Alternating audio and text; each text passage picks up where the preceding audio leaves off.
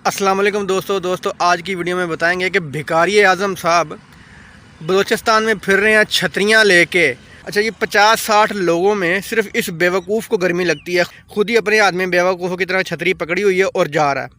इसके साथ 50-60 लोग हैं, उनको कोई धूप नहीं लग रही, लेकिन इस बेवकूफ़ को, इस भिखारी आज़म को बहुत ज़्यादा गर्मी लग रही है। जा कहाँ रहा है जी? सैलाब ज़दगान की मदद के लिए जा रहा है, उनको देखने के लिए जा रहा है और छतरी हाथ में पकड़ के चल रही हैं।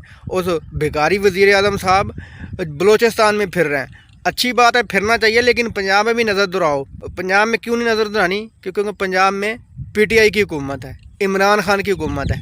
ये दोगला पॉलिसी छोड़ दें। जानवरों की लाशें तैर रही हैं, आप फिर रहे हैं छतरियाँ लेके। कहाँ है जी? लोगों को पता करने, और छतरी बेवकूफ़ों की तरह अकेला ही छतरी हाथ में लेके फिर जा रहा है और दूसरे को पकड़ा दे अगर तुझे इतनी गर्मी लगती है। दोस्तों, वीडियो अच्छी लगी तो लाइक करना, चैनल को सब्सक्राइब करना। अल्लाह हाफिज़।